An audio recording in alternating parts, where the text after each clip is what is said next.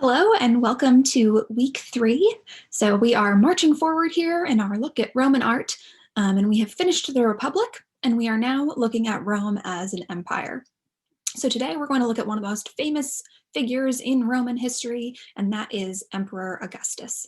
We're going to be looking at his rise to power as well as his reign, and this whole week is Augustus. He gets a whole week just because this is such a pivotal moment in Roman history.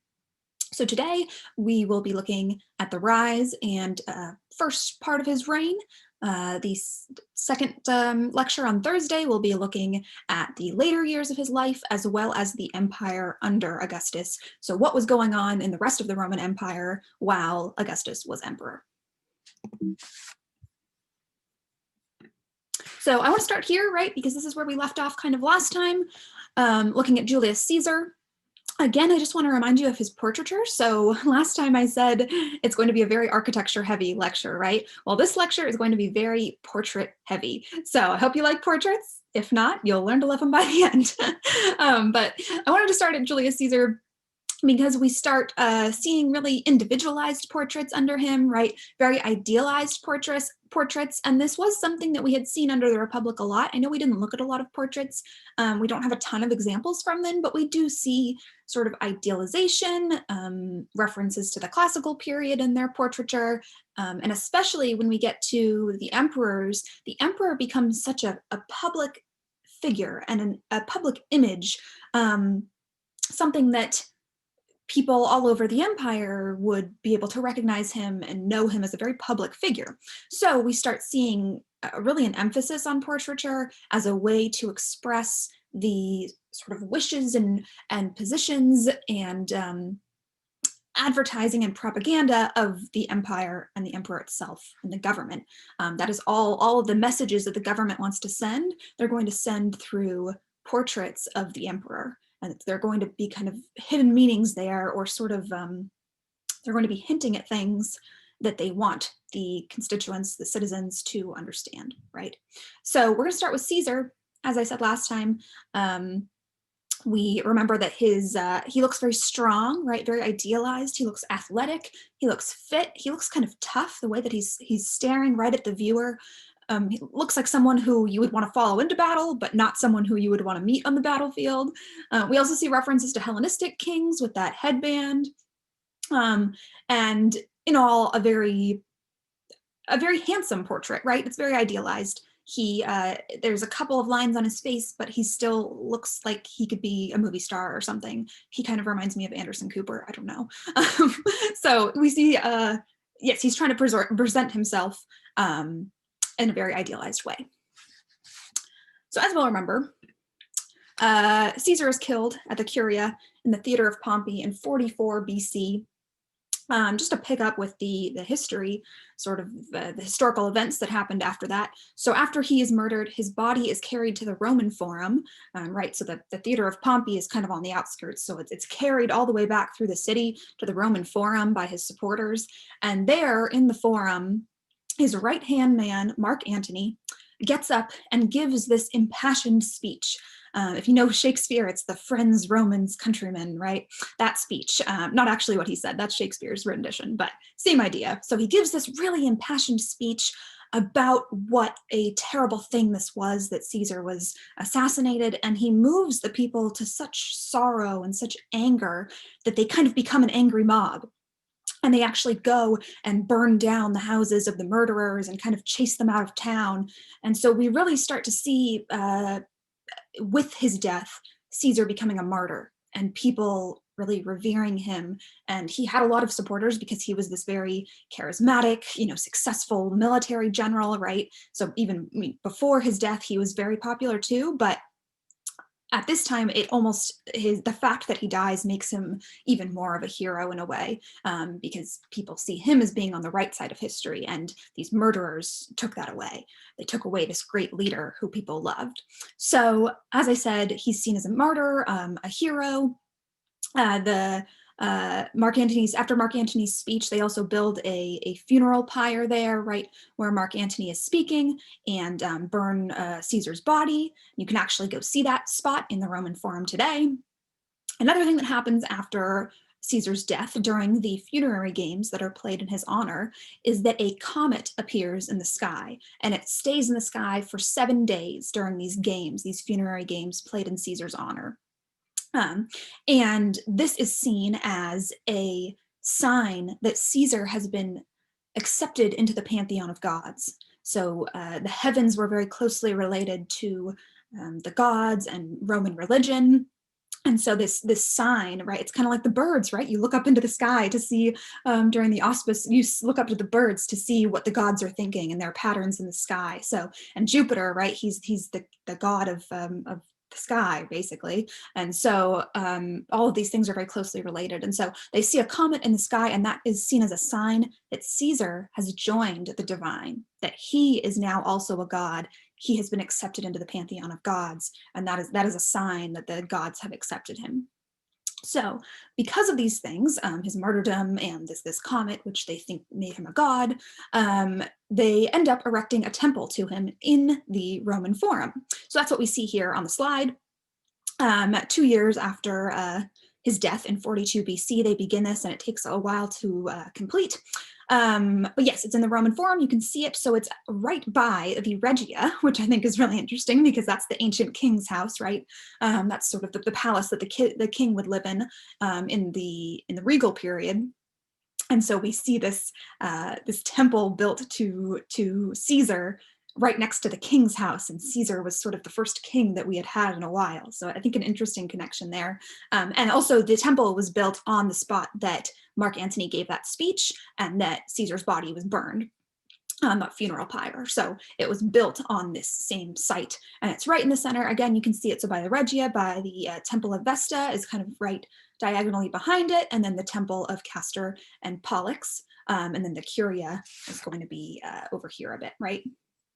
And there's not many ruins of it today. I think this is sort of this area. So really not a lot left of it, but we know it from archaeology and from historical sources. Interesting thing about this temple, it also featured a rostra. So that is a speaker's platform. And, remember what an impact Mark Antony's speech had on the people. And so they build a speaker's platform also in front of this temple, perhaps as a mouthpiece for supporters of Caesar, places that people can make speeches and rise up, their followers up, move them to action, perhaps. So we also see a rostra, and so that's going to be this platform here, and then we see an altar in the front where the ritual would take place. And we also see some acroteria here, which I think is interesting because, we see that in Etruscan, and so here we see it hundreds of years later, but we see it in Roman temples still. All right, so let's talk about Octavian, right? So Octavian and Mark Antony, they were the ones who were, Mark Antony gave that speech, but Octavian was right there in the mix, and they both together were the ones who decided to build this temple. They were both the co-sponsors of it. And that is because they both saw themselves as the rightful heir of Caesar, of Julius Caesar. And they were both very close to him. So Mark Antony was kind of his right-hand man, his general about his age. They were kind of the same generation, fought together, and he was a really good friend, kind of like his best friend. Octavian was born Gaius Octavius, and he is Julius Caesar's grandnephew through Caesar's wife. So biologically related to Caesar's wife. And Octavian's father dies when he's very young, and he enters a life of military service from a young age, and Caesar is impressed with him on the battlefield because he's really a really good soldier. And Caesar also, I think, feels for him, because his father died, and so Caesar adopts him as his adopted son. So when Caesar dies, we at first see a civil war. So that civil war is between Mark Antony are together on one side, and they are fighting against the assassins and enemies of Caesar. And there's also a third man with them named Lepidus. And the three, so Mark Antony, Octavian, and Lepidus, form the second triumvirate. And remember, the first triumvirate was Caesar, Pompey, and Crassus. So we have the second triumvirate of these three men, and they beat the assassins and enemies of Caesar, right? And they become the rulers. And this is an official political structure, the three of them ruling. Lepidus doesn't last very long. He gets into some trouble, and Octavian actually ends up exiling him. And so then we just have Mark Antony and Octavian.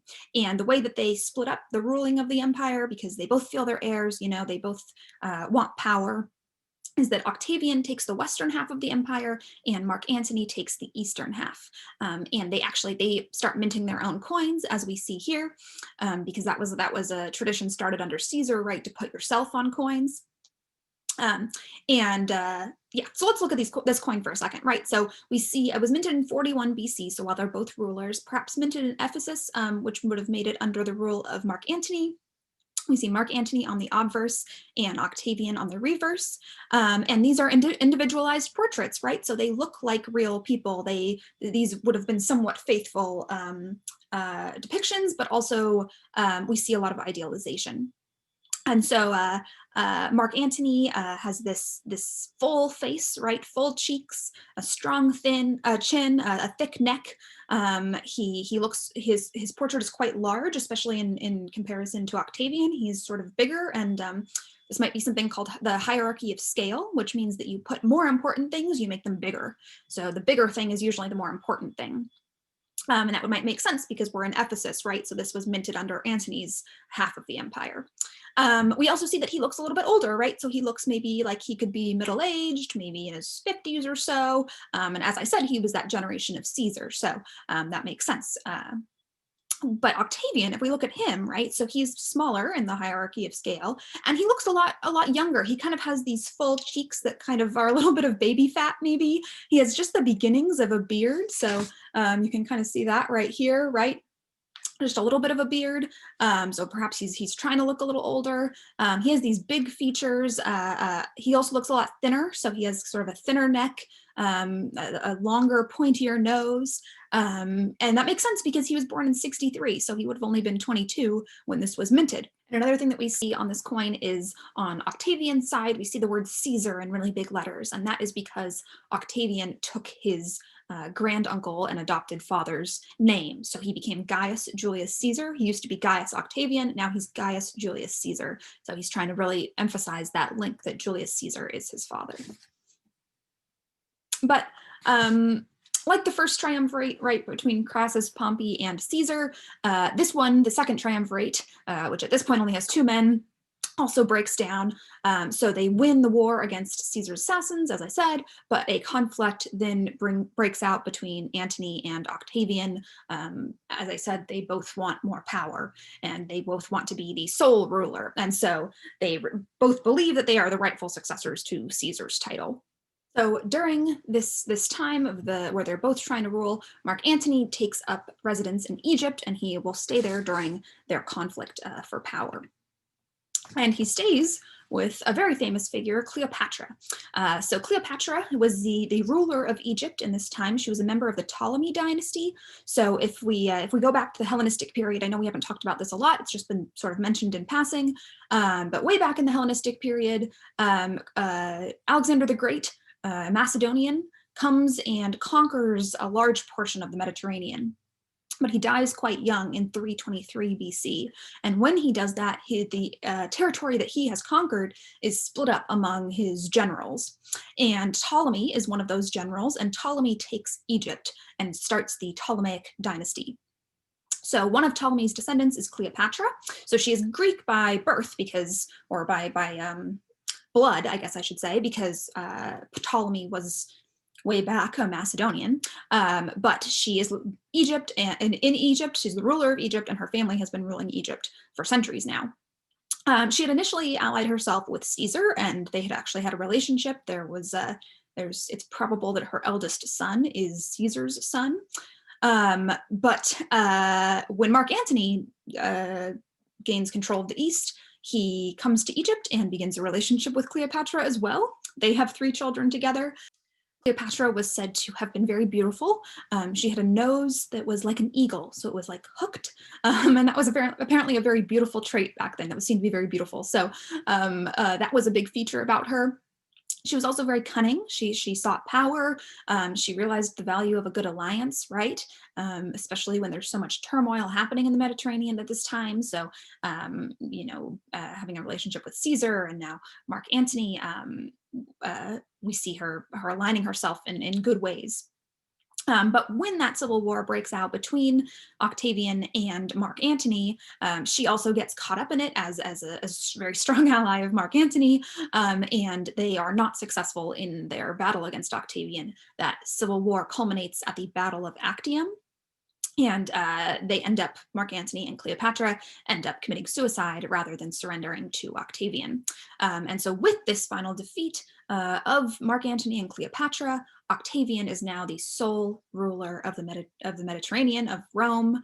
After decades and decades of turmoil in the Roman world, we finally see a single stable ruler, and he's pretty young at that point. He's 32, so not super old. And so we will see a very long reign from him.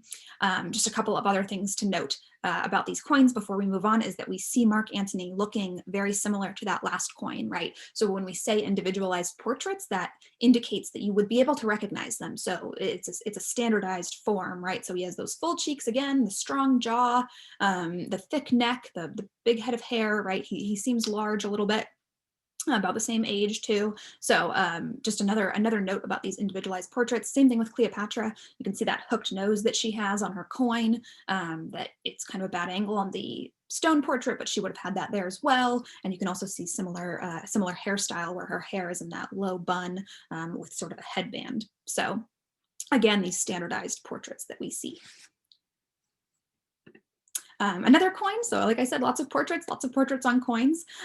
This coin was minted in 28 BC, so that is after the Battle of Actium, and it celebrates Octavian's triumph over Mark Antony and Cleopatra, which took place in 31 BC. So with this coin on the reverse, it says Egypt is captured. That's what the translation is. So it's a celebratory coin, and we have a crocodile, which is a symbol of Egypt. So very much minted in honor of this success. A little bit about Octavian, right? Also, so again, a standardized, that individualized portrait. It looks like Octavian. It looks similar. He does look a little bit older. I would say there's not as much baby fat on his face, sort of hardened, and he looks a little bit more serious. And 28, he would have been 35.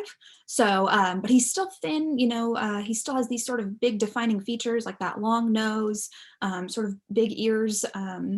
The thin neck, right? So he looks a little bit thinner. And this really, he looks a lot more like someone else that we know. I think if you compare these two, there are many similarities. So they are both sort of thinner. They both have that long nose. I think their expression is really similar. And sort of the stern, but also kind of blank look that they have. And I think the similarities that you see here are intentional because, as I said, Octavian is not biologically related to Caesar, so he has no reason to look similar because they don't actually share a bloodline. But in his attempt to really legitimize that connection, as Caesar is his adopted father, we see that he sort of does resemble Caesar a little bit. We also have Caesar, right, in huge letters on his coin. And something else that you'll notice is that it says Caesar, and then it says Divi F, so D-I-V I and then F. And so that is that he's saying Caesar, son of the divine. So he's again referencing the fact that Caesar is now a god, right? So he's been accepted as part of the divine now, and so Octavian, as his adopted son, is therefore son of the divine. So son of the divine Caesar, you might hear, and Divi F stands for divine. And then filius is son in Latin. So son of the divine, and we'll see him do this a lot where he makes references to Caesar's divinity, and there is a lot of speculation that he is doing this to perhaps hint at the fact that he is also divine because of that connection. And it was very heretical and sacrilegious to say that you were a god while you were on earth, right? That was sort of against Roman religion. So he never outright says it. He never says in those terms that I am a god on earth, but he uses these like epithets like son of the divine. And we'll see some other things as we go on that he's like, I'm not telling you I'm a god, but if people just happen to think that, well, I'm not going to correct them, right? And so perhaps making claims also in the hopes of being deified after his own death. So all of these sort of, like I said, from the beginning, these become these propaganda tools, and it's a way of doing PR to have your image on these coins. A couple of other things about his titles. So he has many titles. And remember, so he started out Gaius Octavian, and now he's Gaius Julius Caesar. He then adopts the title Augustus, which is a title given to him by the Senate. It means venerable. So it's sort of like the revered, the honored, and that becomes the official title that we'll see for emperors moving forward. We also have the word imperator, which really refers to the army more. It's more like you're the military leader, but that's where we get the word emperor from, is this title, imperator. Something else that we see on yet another coin of his. This one's from a little bit later in his life, so 1314 CE. Remember, we're making that shift from BC to CE, so really pay attention to what the dates are, and don't get those mixed up. But we see on this coin, it says Caesar Augustus, Divi Filius, so son of the divine, and then Pater Patriae, and that means father of the fatherland. And that is referring to the idea that Rome had this rebirth under Augustus, that it was reborn as an empire, but also after these years and years of struggles and turmoils and many civil wars, we start to see this stability, and that stability is called the Pax Romana, the Roman peace, the era of the Roman peace.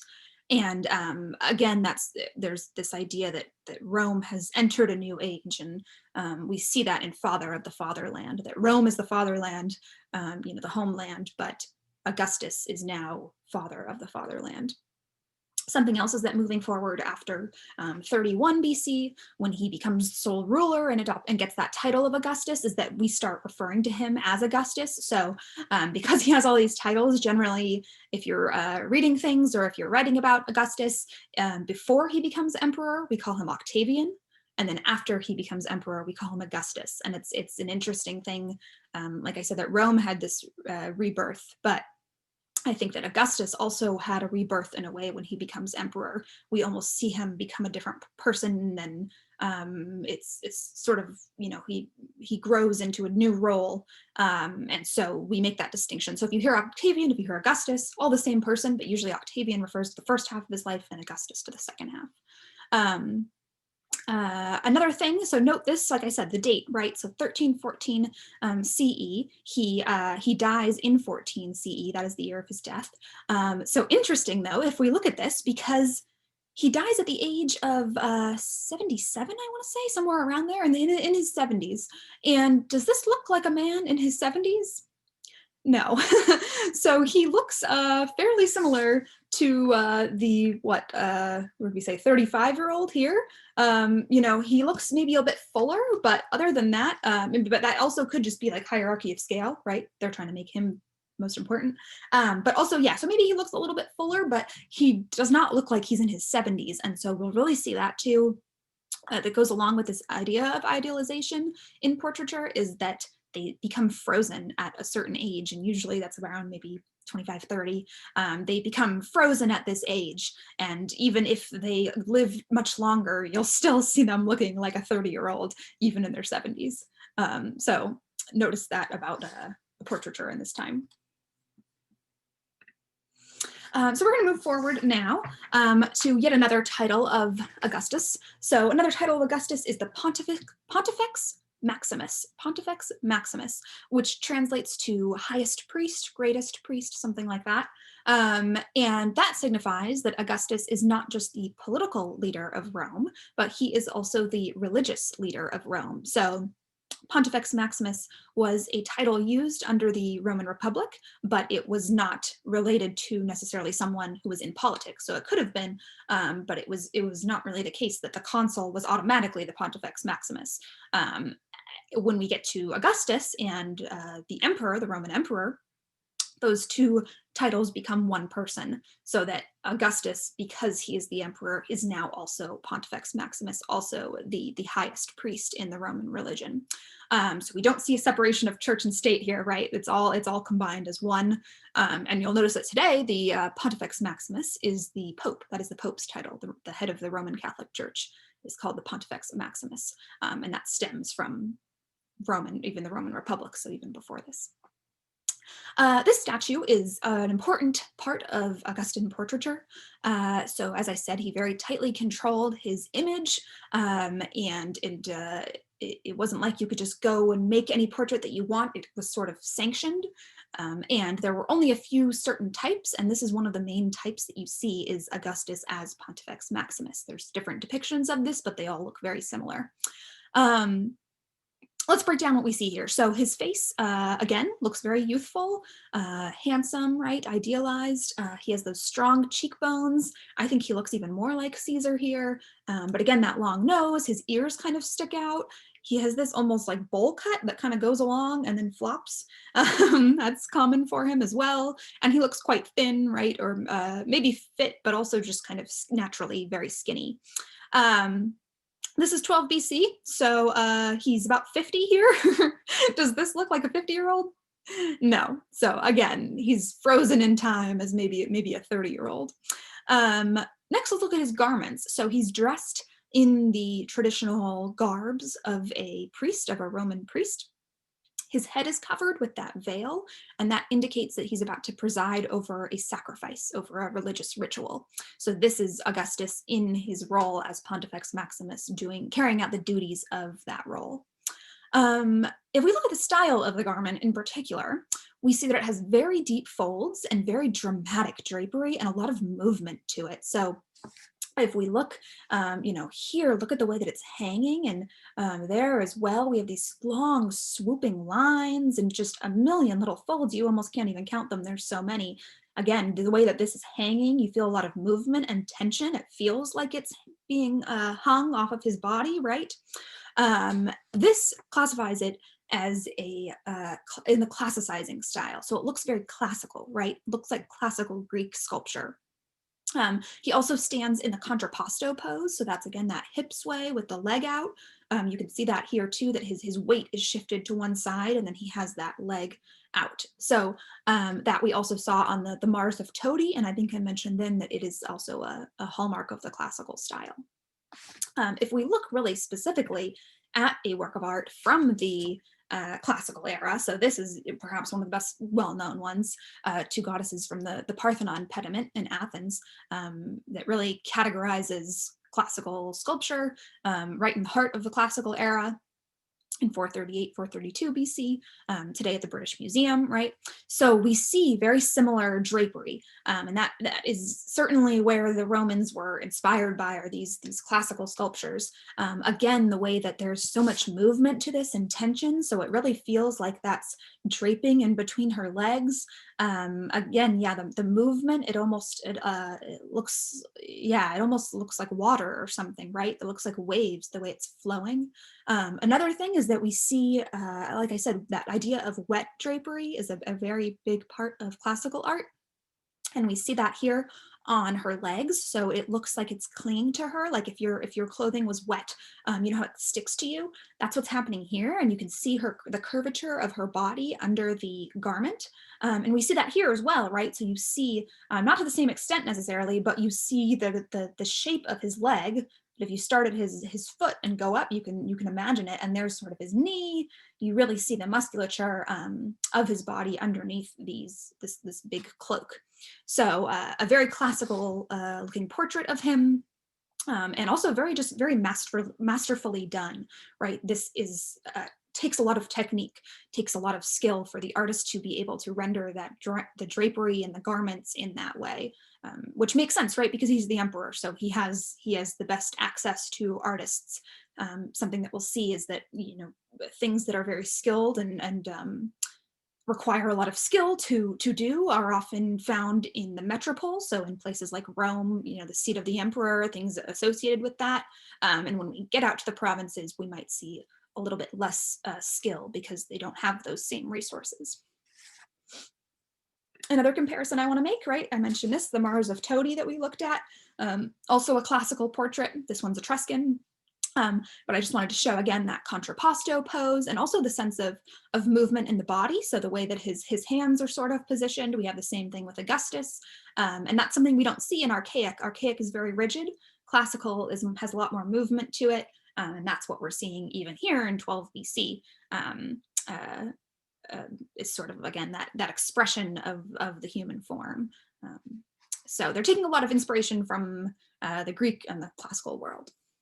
I want to show you briefly Livia. So Livia is the wife of Augustus. Augustus was her second husband. She was married before and divorced her husband and married Augustus, which was not an uncommon thing in Roman society. Divorces were not super uncommon.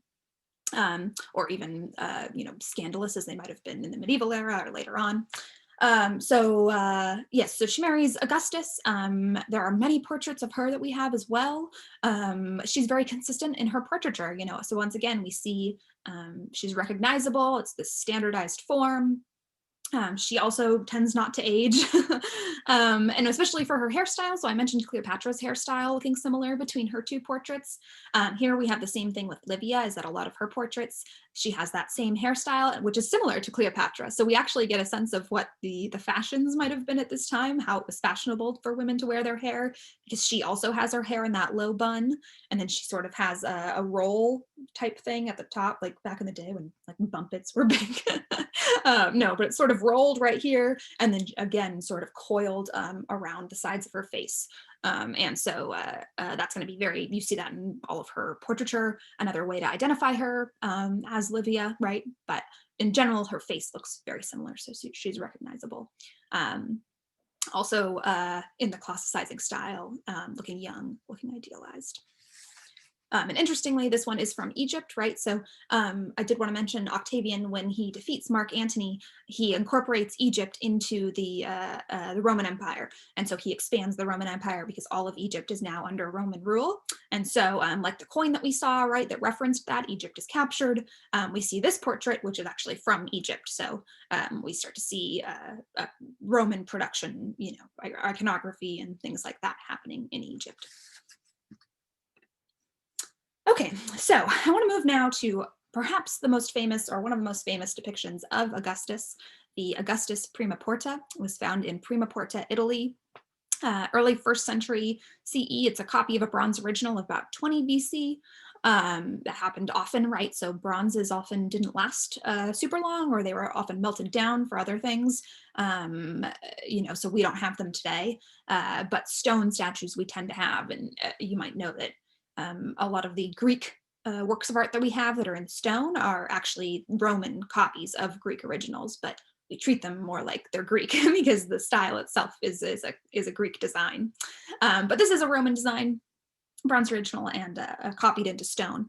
So right away, we can recognize this as Augustus, right? So it looks like all of his other portraits, same face, like you can recognize him like you would recognize a friend, He has those ears that kind of stick out, that bowl cut with the floppy pieces, those strong cheekbones, the long nose, all of these things, right? And he looks very serious here.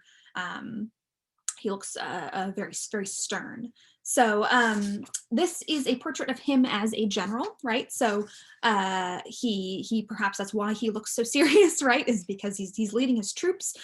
He's standing with his arm pointed. That is the orator's pose. So another common statue in Roman art that you might see is the orator, and he always has his arm pointing like this because apparently that's how people talked, right? So he has his arm pointed as if maybe he's addressing his troops, something like that. This is definitely idealized. It is in the classical style. So again, if we look at the garments there, right, the garments that are draped across his waist, that is a very Greek thing to do is to drape garments in that way, just the way that they are. But also, if we look at the style in which they're done, those really deep folds, wow, the drapery, the sense of movement, I think it's just so interesting how right, you can see it going up across his body and then back down. And this part also has such a sense of tension. So it really feels like it's hanging off of his arm. It feels almost like if a gust of wind came, then they would blow in the wind, right? So very classical, very dramatic. It takes a lot of skill to render this, especially in stone. Another thing is that another classical reference is we see him barefooted. So there's some debate about this. Some people think that the statue may have had shoes originally, like real shoes, and then they were taken off or they were lost over time. Another option that I tend to agree with more is that in Greek culture, we see the heroic athletic male nude, right? And so athletes and gods, people like that, are not depicted clothed, right? The young male form was very common to see nude, but Romans didn't really have that same I don't know about fascination, but that's that same norm. They often clothed their sculptures. But here we see him with bare legs and bare feet. And I can't help but wonder if that is a reference to the heroic athletic male nude in Greek culture, right? That this is an athletic heroic man. It's not our cultural convention in Rome to depict him nude, but we're going to give him bare feet and bare legs to kind of hint at that. It's also a way, he has very muscular legs, so to show off that form. Let's see, what else? So as I said, yes, so what is he wearing, right? So he has those bare feet, but he is dressed in armor. So this is very typical military garb for the Romans, right? You might even have recognized it already from if you see, I don't know, Halloween costumes or something. It looks very Roman. He is in the garb of a general. And yeah, he looks very heroic, as I said, and I think he almost looks like godlike in a way, and making sculptures of gods was a common thing, right? We see that even as far back as the Apollo that we looked at in the Etruscan world.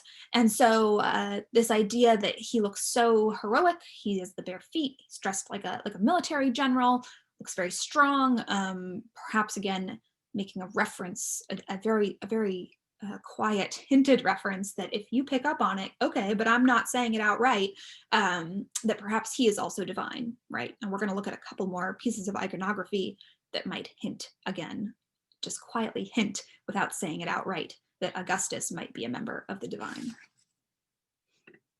So the first is this. If you noticed on his leg here, we have this figure. So that is Cupid, and Cupid is riding a dolphin, as one does. Both of these are symbols of Venus. So we have the Mazarin Venus here at the Getty Villa in Los Angeles, and she also has the dolphin with her. So the dolphin is a really common symbol of Aphrodite, of Venus.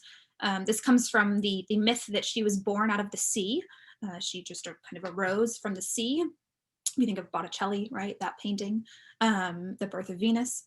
So dolphins are associated with Venus. They're one of her symbols. If you see a dolphin in a statue, it probably is Venus, unless it's a man here, right? And in that case, it perhaps is someone who is related to Venus. So he is using the dolphin iconography to link himself to Caesar, who links himself to Aeneas, who links himself to Venus, right? This sort of divine family that we're building here. The other thing, Cupid is the son of Venus, the son of Mars and Venus, Mars, the god of war. So he's uniquely situated between love and war, but also the son of Venus. And that's what we're seeing here is this lineage of sons of Venus. The fact that Julius Caesar was, and now he has this adopted son who's emperor, who is now depicting Cupid, sort of, again, that idea that they are all divinely related. All right, so let's look closely at that great breastplate, that armor, right? I also wanted to mention, before we look at the actual symbols on it, you can really see his body underneath the armor. It's almost like it's like painted on or something. You can see his belly button and his pecs and everything. So this again points back to, like I showed you with the Aphrodite from the Parthenon, this idea of showing the body underneath the garment to show off that form, right? And it's definitely a very idealized form, right? So on this breastplate, we have a lot going on. So he's wearing a breastplate over a tunic, which is the standard outfit of a soldier in the Roman army. And okay, we'll just start at the top. So at the top here, and I've done a side by side because it's a little hard to see on it, so it's a little bit easier to see it in the drawing. We have this figure at the top, who is Caelus. Could also be Jupiter, but in any case, it is a god of the sky. Caelus would be the sky god, and he's holding a sheet kind of over the top. At the very bottom, right here, we have a female figure who is reclining, actually kind of reclining the same way that Aphrodite was in the Parthenon, right? That same sort of like leaned back idea. This is Tellus, the Roman earth goddess. She's also a goddess of fertility. It's really hard to tell what else is going on there, but I think she's holding like a basket of fruit.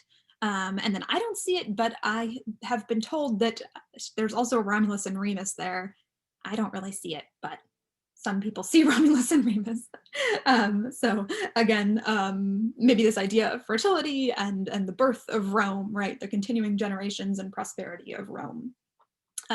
In the top left, so up here we have the sky god Sol, the sun god. So we have the sky god here, and then specifically the sun god Sol. He is riding his chariot. That would mark sort of passage of each day, right? And so in this case, he's riding his chariot over the horizon. So perhaps the sun is setting, right? Because there's a goddess of the dawn, but this is the goddess of the sun. So perhaps the sun is setting. And then opposite him, we have these two figures. We have Luna, who is the moon goddess, and she is with the goddess of the morning dew. So it's that transition from sunset into night. So the sun is setting and the moon is rising. We have this mirrored pair here. And that is also directly a reference to Greek classical sculpture, because on the Parthenon, I know I keep mentioning the Parthenon, but that's the big one. On the Parthenon, we see the birth of Athena on one of the pediments, and we also see these figures. So we see personifications of the sun and the moon on that pediment. So again, making references to Greek culture. In the bottom left here, we have Apollo riding a griffin. So doing his thing. And then we have his sister Diana riding a female deer, a doe. Or sorry, no, that's right. Yeah. Although it has antlers. Does it have antlers here? It does. So maybe it's just a stag. Diana riding a stag, and that makes sense. She's the goddess of the hunt, right? And then we have Apollo riding a griffin. He is also sort of associated with the sky sometimes. So an animal that flies perhaps makes sense. So a lot of religious iconography, right? And again, as I said, the fact that he's hinting at the fact that he might also be divine, right? That Augustus might be divine. He's surrounding himself with this religious iconography on his own breastplate. But the really important scene that's happening here is right in the middle. So we have these two figures right in the middle, and we have a Roman soldier who is dressed very similarly to Augustus is dressed. He's wearing sort of armor over a tunic, and he has his arm outstretched to another figure who is holding this giant staff, and he's dressed a little bit differently. So the one who's holding the staff is a Parthian. A Parthian was kind of an enemy of the Romans in the East, and you can tell he's a Parthian because he's wearing pants, and only foreign Easterners wear pants, right? That's what the Romans thought. Roman men did not wear pants, and so anytime you see a figure who's wearing pants, that marks them as a barbarian, as a non-Roman. And this is a reference to the Battle of Carrhae in 53 BC. So what he's holding is the legionary standard. So the Romans, when they went into battle, they would carry their standard, which was like a symbol of Rome. It was sort of like their flag. So it's an eagle. It's on top of this sort of scepter. Has a series of medallions along the way as well, and this was very sacred to the Romans. It was a source of their patriotism, and it was sort of like our American flag, maybe, right? So in the Battle of Carrhae in 53 BC, let me show you here on the map, actually. So I forgot I have a map of Parthia. So there's Parthia, and then the orange is the Roman Empire. In 53 BC, the Battle of Carrhae, Crassus, who you might remember from the first triumvirate, is leading an army into battle against the Parthians. And it is a terrible loss for the Romans, but it is also an even more terrible loss because they lose their standard. So they carry this standard into battle, and then it is taken by the Parthians. So it's a terrible event in Roman history. And what Augustus does while he is emperor is he sends troops into Parthia and he retrieves the standard from the Parthians. And so what we're seeing here on this breastplate is that event, and this was a huge event, right? It made him a hero. People were just thrilled because this great injustice of having their standard taken, that injustice, you know, they had been wronged, this wrong had been righted. So what we see here is a figure. We are not sure exactly who that Roman soldier figure is, so maybe it's supposed to be Augustus. It could also be his stepson, who was a leader of the forces there and would be a later emperor. But in any chance, we see this event memorialized, this great victory for Augustus memorialized on this statue. Also surrounding those two men right here and here are personifications of other enemies. So we have a personification of Spain and a personification of Gaul. So other Roman enemies who have been conquered. So a big show of Augustus's military strength, of his victory, and this Pax Romana, right? That we've had so much turmoil, and now with Augustus as emperor, we have a time of peace. Everything is calm in the empire, and the Romans are sort of a stable empire now. It also maybe is perhaps a scene of a heroic myth, maybe. So again, I talked about the fact that he looks very heroic. He almost looks godlike. Perhaps this is a scene from the heroic myth that someone will tell about him someday. This is the great victory. You know, this is Theseus slaying the Minotaur. This is Augustus receiving the standard back from the Parthians. A couple other things. There's so much to say about this statue.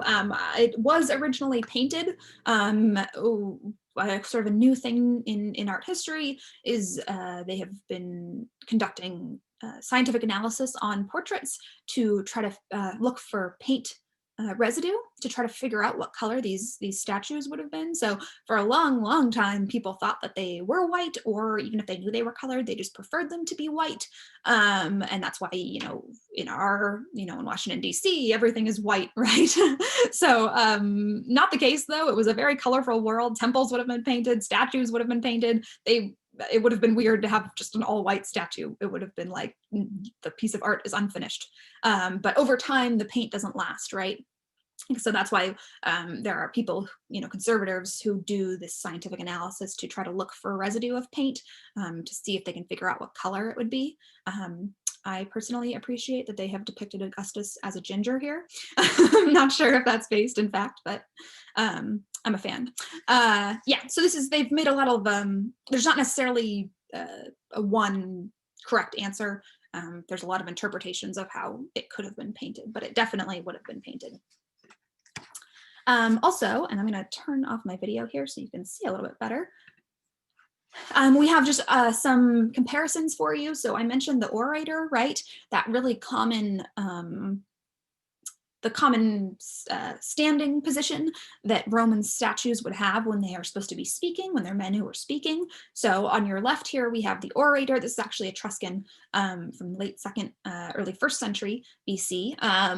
This is the orator, though. So this is a man, his toga perhaps denotes him as a politician, and he's making a speech. And then another thing that we have is the Doryphoros. So this is Polykleitos. This is a really famous Greek statue. This is a Roman copy of a Greek original. So remember I said a lot of the bronzes are lost, and they made Roman copies of them in stone, and that's what lasts until today. So this one's from Naples, the Roman copy is. The original would have been from Greece, and we see that very heroic, athletic male nude. He's in the contrapposto pose, and if you look at their feet, their like legs are almost identical. It's kind of scary, actually, how similar you know, this part of their body is. So we see in both instances, we see just inspirations that this Augustus Prima Porta could have taken from other statues. This is a kneeling Parthian. So as part of victory monuments in the Roman world, they would depict their fallen enemies, and they would often depict them in ways that made them look subjugated. And so we have here, he's kneeling and almost like having to hold up this column maybe. You can tell he's Parthian because he's wearing pants. It's a little hard to see here, but you don't see that knee like you saw with Augustus. So he's wearing pants, he's a foreigner. He also has this Phrygian cap, which if you ever see a cap like this, that kind of looks like he's maybe one of Snow White's dwarves, like it's kind of like a little hat. That's a Phrygian cap, and that is also specific to the Parthians. So that denotes him as a Parthian. But he's also depicted very strong, right? So he doesn't necessarily look weak. He's not like, it's not like they're saying like, oh, the Parthians, like they're such a weak people, they're actually saying, no, they are a worthy adversary and we conquered them. So that makes the Romans even more powerful, because they're not just conquering weak people, they're conquering strong people. Like this man looks very strong, right? He's even having to hold up that thing and his arm is quite large. He's like muscle to him. So they are not conquering, as I said, weak foes. They have worthy adversaries, worthy enemies who they're fighting against, and they're winning. So that sort of heightens the victory. Another thing that they would do is create triumphal arches. So I think I've mentioned this before, maybe, but yeah, when you had a triumph, right, so that military parade, you would also often erect a triumphal arch, and they were often 3-bayed. So these are the 3 bays. We have 1 bay, 2 bay, 3 bay, and you can see it's on coins as well. Often there's a lot of triumphal arches depicted on coins, and this was again all part of celebrating the victory. I've spoken since like the second lecture about how Romans are a very militaristic society. They put a lot of value on military success, on people who can succeed militarily. And so the fact that Augustus, especially as emperor and as someone who is a soldier, very much creates a lot of things to celebrate his victories. And so this is one that he erected in the Forum. And if you look at it, the Roman Forum, and if you look at it, it's right next to the Temple of Divine Julius. So that's that temple that was built by Octavian and Mark Antony after Caesar's death. And it's almost connected to it, like it's almost touching it. And it goes across the Via Sacra here, again, also next to the Temple of Castor and Pollux and the Temple of Vesta. So right in the middle of the Roman Forum, we have this Triumphal Arch of Augustus. We are not 100% sure what this particular arch commemorated, but we have references to arches for the retrieval of the standard from the Parthians, as well as a couple of other military victories. So we know that he erected triumphal arches.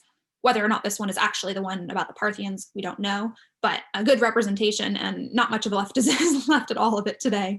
But it would have been there. And as you walk through the city, even if you're just going to market, you're going to meet people, whatever it might be, you are constantly reminded of the might of the Roman Empire, of their continuous successes, and the fact that they are linked to the emperor as well is another form of sort of propaganda, PR. He's trying to very tightly control the image that he projects to people, and that is an image of strength, of power, of victory. Something else that Augustus does is build his own forum. So as I said, this is a common thing that emperors will begin doing, starting with Julius Caesar. So there was the Theater of Pompey, which was sort of a similar thing, but Julius Caesar goes all out and just builds a forum right next to the Roman forum. So you can see that on the map. And then Augustus does the same thing. So he also builds a forum. He builds it directly adjacent to that of his adopted father. And so you can see, if you go to Rome today, you can see both ruins, and there's actually some cool stuff to see. So this is the Forum Iulium, that's Julius Caesar's. And then it would have been this direction, the Forum Augustum. So I tried to orient this so that you can kind of see the direction of each. Something I wanted to mention that I wanted to clear up from last time, or a couple times ago, when I talked about the Forum of Caesar, I mentioned that it had a curia, and I just wanted to clarify that the curia that he built, which would have been right here, it was actually the same site as the curia from the Republic. So what he did is that he rebuilt it, and when he rebuilt it, he incorporated it more into his own forum than it was in the Roman forum. So it was the same site, but he rebuilt it. So he had a curia, but it was like I said, the same site as that one that we talked about way back in the Republic. Just wanted to clarify. So yeah, let's look a little closer at the Forum of Augustus. So it was dedicated in 2 BC. It took a really long time to build, largely because there was, I think, people already living there. And we have a historian who says that Augustus did not want to kick people out of their homes.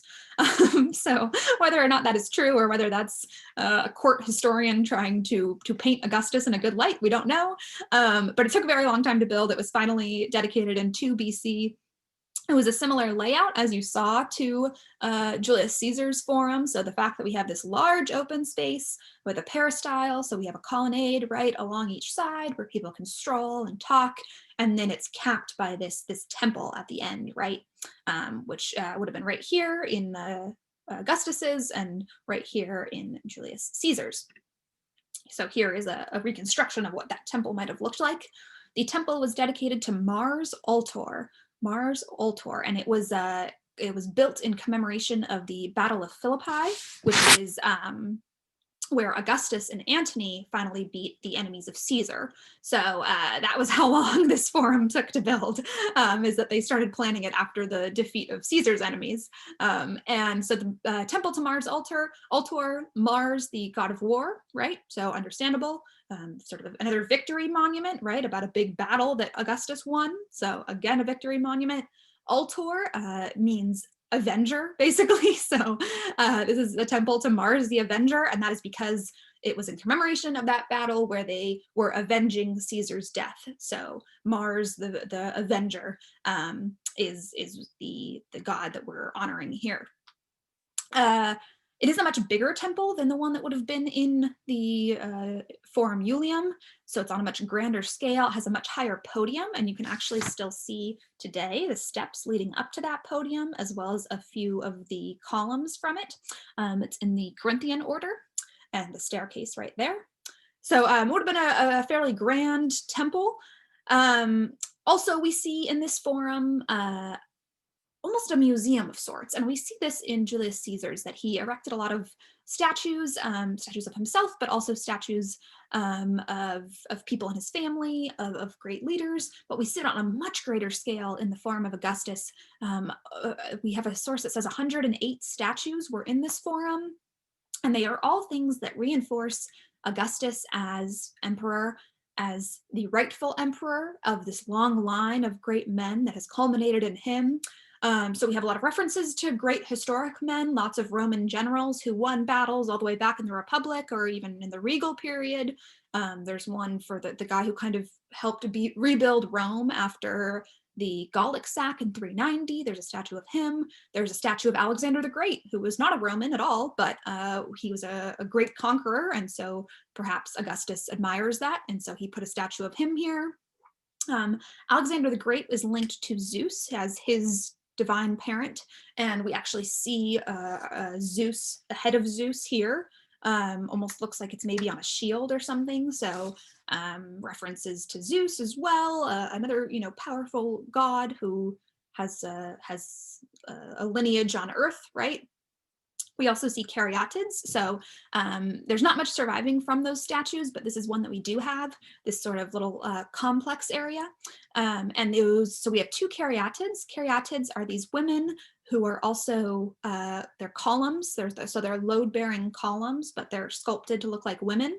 And these look very similar to those on the Athenian Acropolis. So again, a reference to the classical era, a reference to Greece. And it's worth noting again that the Romans really admired the Greeks, especially big Greek powers like the Athenians and these city-states who were great in battle. The Romans really admired them, and so there's a lot of references to that too, except that at this time Rome would have conquered Greece. So another reason that we see a lot of Greek iconography is because they're again showing their victory, their triumph, the fact that Greece was this worthy adversary, right? So we talked about with the Parthians, that they look strong. Greece is this worthy adversary that the Romans have also now conquered. So we have Greek references here, perhaps a point about how the Romans have conquered Athens. And as I said, also there was a lot of statues of family members, especially of Julius Caesar, that were also in the Augustan Forum. And they were all labeled with inscriptions. So that's how we know who all these people were. And a lot of the inscriptions still survive. So the statues don't necessarily, but a lot of the inscriptions were used as spolia, which is reused material. So later, after the Roman period, when people would build, they would take things from Rome, from Roman monuments, and they would use them in their own building. And because inscriptions are often just like a slab, kind of works well on a wall. So you'll see in early medieval buildings and monuments, you'll see these Roman slabs or other works of art kind of pushed into the wall, used as building material. So we have a lot of inscriptions from this forum for that reason. So just again, showing his power, lots of references to victory, lots of references to his divine lineage, and especially Julius Caesar, who the people loved, right? All a way to create propaganda, to create a public image that he is very carefully controlling and that depicts him just as he wants to be depicted. And one of the reasons that I keep hearkening sort of this idea of idealization is because that doesn't always happen in the Roman Empire. So as we move forward, because you might think, like I said once, that ads today are idealized. We use models, things like that, right? People who we think have this whatever idealized body type. And that makes sense that they're doing that here, that Augustus would want to look, like he has a six pack.